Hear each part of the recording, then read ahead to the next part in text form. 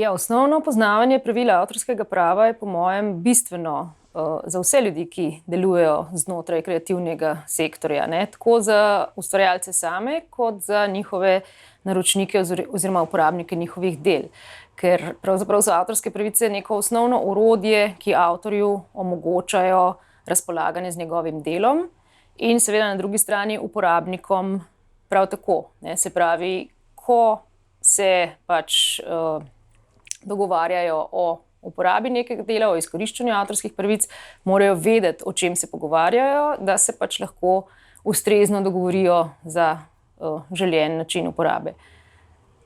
Če ne poznaš tega področja, potem se lahko zelo hitro zapleteš v neljube situacije, ne? Se pravi, če uporabnik ne razume, kaj se je dogovoril z avtorjem, potem bo zelo hitro se znašel v situaciji, ko bo kršil njegove pravice, ne? Se pravi, na drugi strani pa, če avtor ne bo znal jasno določiti pogojev za uporabo svojega dela, načina, na kakršnega dovoli uporabo, ne, svojega dela, potem se bo zelo hitro zgodilo, da bo nekdo njegovo delo uporabljal v nasprotju z njegovimi željami. Se pravi, in ena in druga stran se mora znati dobro zmeniti, ne, kaj pač želijo oziroma kaj en drugemu dopuščajo in pod kakšnimi pogoji. Tako da tukaj je pač ta avtorska pravica je ta nek skupni imenovalec, s katerim se to da dogovoriti. Po naši zakonodaji je avtor vedno fizična oseba, ki je avtorsko delo ustvarila. Torej, nikoli ni avtor pravna oseba, korporacija ali naročnik, ampak vedno fizična oseba. Fizična oseba je tista, ki ima pravice in jih lahko potem prenese naprej pravnim osebam ali komorkoli drugemu. Prav tako ne more biti avtor žival, ne? Naprimer opica, ki naredi selfie z neko kamero. Vedno je avtor fizična oseba, torej tista oseba, ki je delo ustvarila.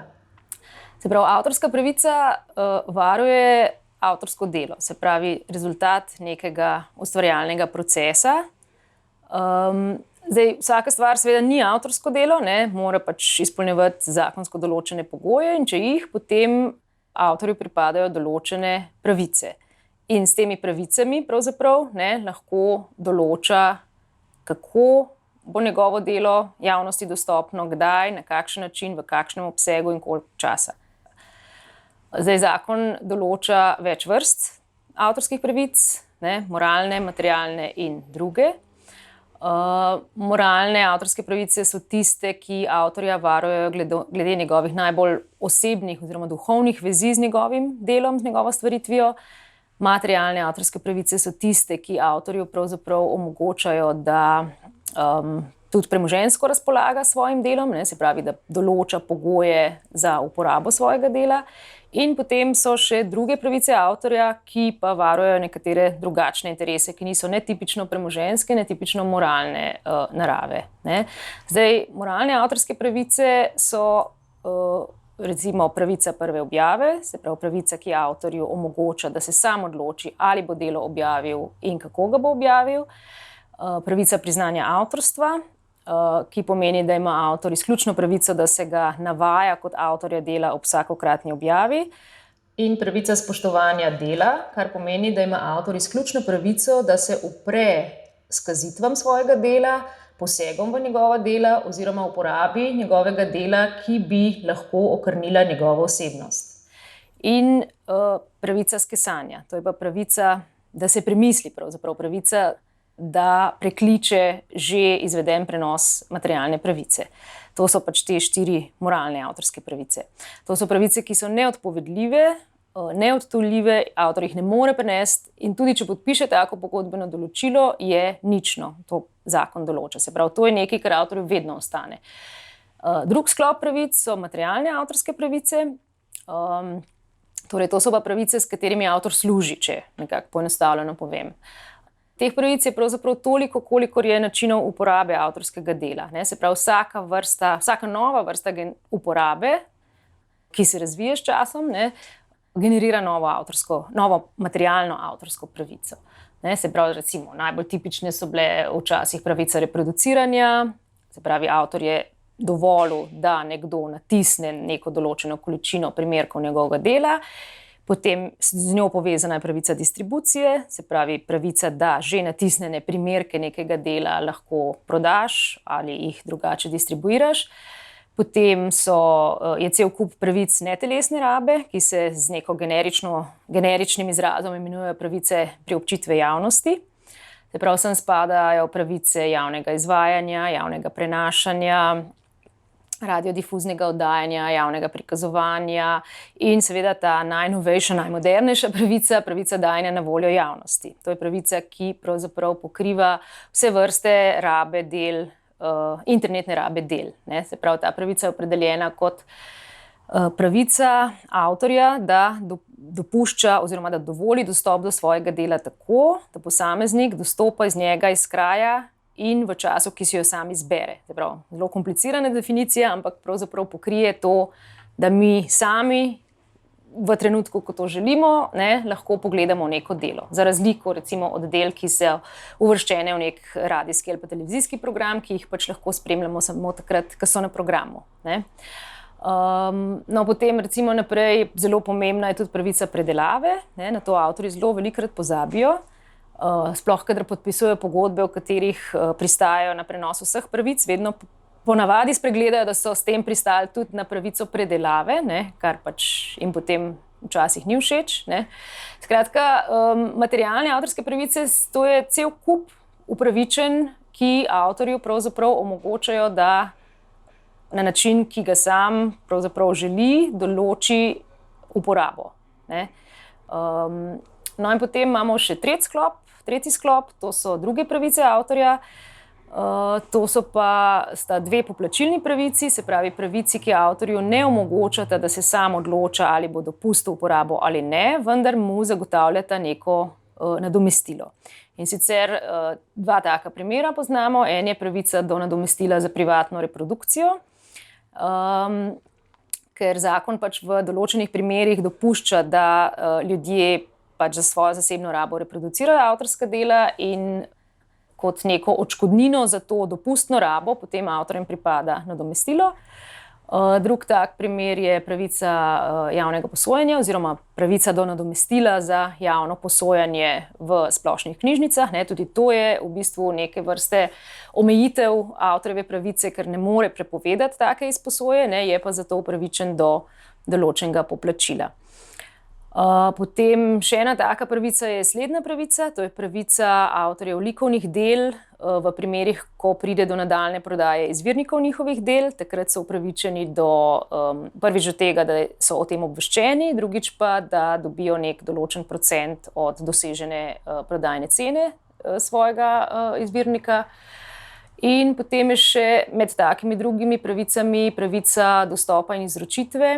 Se pravi, v primerih, kadar so likovna dela ali pa primerki ali izvirniki likovnih del v posesti drugega, se pravi, ko avtor z njimi več ne razpolaga, da ima možnost dostopanja do takih del oziroma začasne izročitve, če to potrebuje na primer za neko svojo razstavo oziroma predstavitev svojih del. To je zdaj en tak zelo grob opis vseh teh vrst pravic, ki jih poznamo. Torej, za nastanek avtorskih pravic del ni potrebno registrirati. Avtorske pravice nastanejo v trenutku stvaritve dela. Je pa seveda zelo priporočljivo, da avtor uporabi oznako, s katero označi, kdo je imetnik te pravice, se pravi, kdo je avtor. Tipična taka oznaka je C v krogcu, ki mu sledi ime in priimek avtorja in leto prve objave. Če uporabiš tako oznako ob objavi ali priobčitvi dela, potem velja domneva, da je avtor tisti, katerega ime je naveden ob tem delu. Ja, zdaj z avtorskimi pravicami se ne varuje idej. Ideje so proste pravzaprav. To, kar avtorsko pravo varuje, je izraz ideje, se pravi način, kako je neka ideja uresničena. To je avtorsko delo, ki je varovano z avtorsko pravico. Se pravi, dokler imam jaz samo idejo, da bom recimo risala konje, potem ne morem nikomur preprečiti, da tudi sam nariše konja. Če bom pa jaz enkrat že narisala, pa lahko drugim preprečim uporabo moje risbe oziroma jim dovoljujem tako uporabo pod pogoji, ki mi ustrezajo. Se pravi, ideja sama ne bo nikoli varovana. način, kako je realizirana, to pa. Avtorsko delo je definirano v zakonu kot individualna intelektualna stvaritev z področja književnosti, znanosti ali umetnosti, ki je na kakršenkoli način izražena. Se pravi, ta definicija je še kar odprta, dovolj ohlapna, da se jo pač napolni oziroma da se jo prilagodi oziroma uporabi glede na situacijo. Težko je vnaprej določiti, kje je meja med idejo in avtorskim delom. Se pravi, kje je tista meja, ko bo nekaj varovano, nekaj pa ne. Ampak pač to, kaj je avtorsko delo, se pač v sodni praksi izoblikuje tudi stališče lahko. Ampak tle imamo redko težave v resnici. Redko imamo v praksi težave pri ugotavljanju, kaj je avtorsko delo in kaj ne. Večkrat so težave pri tem, ali je šlo za dopustno uporabo avtorskega dela ali za nedopustno. Se pravi, kadar se sklepa pogodbe, s katerimi se prenašajo avtorske pravice, je bistveno več stvari. Eno je, da se čim bolj natančno opredeli, katere pravice se prenašajo, se pravi, kakšno vrsto uporabe avtorskega dela se dovoljuje. Se pravi, čim bolj konkretno. Potem naslednja stvar, ki je pomembna, je, da se dogovori glede obsega prenosa. Se pravi, ali bo prenos omejen ali bo neomejen. Ali bo prenos izključen ali bo neizključen. To je ena izmed bistvenih stvari, ker če avtor izključno prenese pravice, to pomeni, da s svojim delom tudi sam ne bo več mogel razpolagati. Če jih prenese neizključno, pomeni, da jih bo poleg pridobitelja teh pravic lahko še vedno tudi, da bo pač tudi drugim lahko dovoljeval enako vrsto uporabe in bo to delo lahko tudi sam uporabljal. Potem naslednja pomembna stvar je, da se določi, ali je prenos pravic omejen časovno ali krajevno, se pravi na določeno območje, za določen čas, ali se prenaša mogoče za cel svet in za ves čas trajanja pravic, kar je zelo dolga doba. Potem zelo dobro je, da se že vnaprej določi, ali lahko pridobitelj, se pravi ta imetnik, ki bo pridobil na podlagi pogodbe pravice, te pravice prenaša naprej na tretje osebe, se pravi, ali lahko tudi drugim dovoljuje uporabo tega dela ali ne. Se pravi, to so neke ključne stvari, ki jih mora razumeti tako avtor na eni strani, kot njegov naročnik oziroma uporabnik dela na drugi strani. Zdaj, zakon sicer določa več domnev v primerih, ko se pozabi to določiti, ker tudi to se zgodi. In te domneve so praviloma tako določene, da so avtorju v korist. Se pravi, če se pozabi določiti, kakšen obseg in kakšne pravice se prenašajo, velja, da se prenašajo samo tiste, ki so nujno potrebne za to, da se doseže namen pogodbe. Prenos je omejen na neizključen način prenosa, samo za časovno obdobje, ki je potrebno, in samo za Republiko Slovenijo. Tudi v primeru naročenih del, se pravi, ko nekdo naroči avtorju izdelavo oziroma stvaritev nekega dela, s tem ni avtomatično pridobil tudi avtorskih pravic, razen če je v pogodbi to določeno. Se pravi, če nekdo samo nekaj naroči in to plača, s tem delom lahko sicer razpolaga, vendar ne more izkoriščati tudi avtorskih pravic. Če pa jih seveda v pogodbi izrecno pridobi, potem pa to lahko. Zakon določa, da morajo biti pogodbe, s katerimi se prenašajo avtorske pravice oziroma dovoljenja, s katerimi se dovoljuje uporaba avtorskih del, v pisni obliki. Vendar, če temu pogoju ni zadoščeno, to ne pomeni, da pogodba ne velja, ampak je zakon za tak primer uvedel interpretativno pravilo, ki pravi, da se v primeru, ko pogodba ni bila sklenjena v pisni obliki, ampak samo v ustni, morebitne nejasne oziroma sporne določbe razlagajo v korist avtorja. Se pravi, za avtorja je praviloma bolje, da ne podpisuje pogodbe, zlasti če jo ne razume oziroma če je zanj neustrezna oziroma mu celo škodljiva, kot da podpiše nekaj, s čemer se ne strinja oziroma nekaj, česar ne razume. Pravzaprav je dolžnost uporabnika oziroma interes uporabnika za sklenitev pogodbe v pisni obliki praviloma večji, ker bo on imel težave, če bo pogodba interpretirana avtorju v korist. Avtorska pravica traja ves čas življenja avtorja in še 70 let po njegovi smrti. Razen v nekaterih posebnih primerih, kjer se ta doba obračunava drugače. Na primer pri anonimnih delih takrat traja pač pravica 70 let od zakonite objave dela. Pri soavtorjih, se pravi, kadar je neko delo ustvarilo več avtorjev skupaj, se rok trajanja računa od smrti tistega soavtorja, ki je umrl zadnji. Pri tem je pa zelo pomembno vedeti tudi to, da ko izračunavamo to dobo, s katero se izteče rok trajanja avtorskih pravic, moramo vedeti, da se začne vedno šteti s 1.1. tistega leta, ki sledi letu smrti ali letu prve objave, če se pač od objave šteje to obdobje. Ja, tudi pri spletni uporabi avtorskih del načeloma veljajo enaka pravila. Pravi, ni res, da vse, kar je objavljeno na spletu, da je kar prosto dostopno in zastonj. Pravila so v bistvu enaka, problem, ki ga pa imamo pri spletni uporabi, pa je v tem, da karkoli je dostopno prek spleta, je dostopno povsod. Avtorsko pravo je pa praviloma teritorialno, se pravi, velja v vsaki državi, veljajo svoja pravila. Tako da težave, ki jih imamo s spletno uporabo, zlasti v primeru kršitvah, je, kako uveljavljati avtorske pravice, če se pač neko delo uporablja ali pa če se do nekaterega dela dostopa iz različnih držav.